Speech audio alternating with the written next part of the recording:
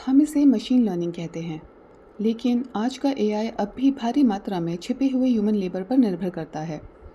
इसकी शुरुआत 2016 में हुई, जब डीप माइंड के अल्फागो ने दुनिया के चैंपियन ली सेडोल को गो नाम के गेम में हरा दिया।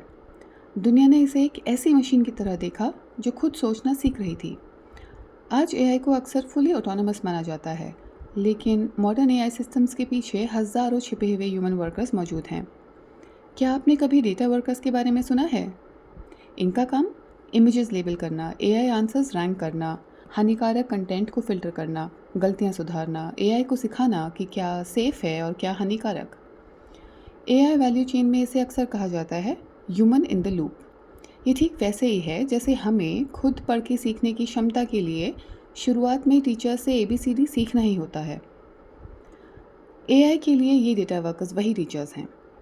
ग्लोबल एआई वैल्यू चेन के सबसे ऊपर बैठे हैं बिलियन डॉलर एआई कंपनीज जैसे ओपन एआई, गूगल और एंथ्रोपिक।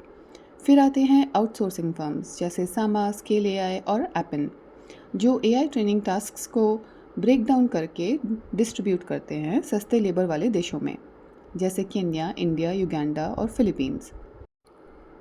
टाइम की एक इन्वेस्टिगेशन के अनुसार कुछ केनियन वर्कर्स जो एआई सेफ्टी सिस्टम्स ट्रेन कर रहे थे, उन्हें लगभग 1.3 से $2 पर घंटा वेतन मिल रहा था, यानी 200 रुपये से कम, जबकि उन्हें रिव्यू करना पड़ता था मर्डर, सेल्फ हार्म, टॉर्चर और दूसरा विचलित करने वाला कंटेंट।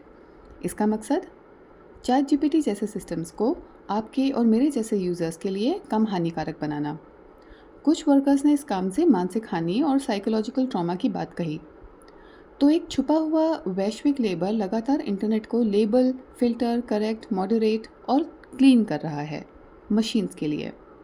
वहीं दूसरी तरफ एआई इकोनॉमी का एक और हिस्सा, लॉयर्स, कोडर्स, डॉक्टर्स और फाइनेंस एक्सपर्ट्स लगभग 40 से $60 पर घंटा, यानी 3 से 5,000 रुपये तक कमा रहे हैं एडवांस्ड एआई सिस्टम्स को ट्रेन करने के लिए, जो कि एआई इकोनॉमी में बहुत बड़ी आय असमानता को भी दर्शाता है। तो एआई एक ऐसे फ्यूचर का प्रॉमिस करता है जहां ह्यूमन लेबर की ज़रूरत नहीं होगी, लेकिन उससे पहले वो इसी इंसानी लेबर की भारी खपत कर रहा है।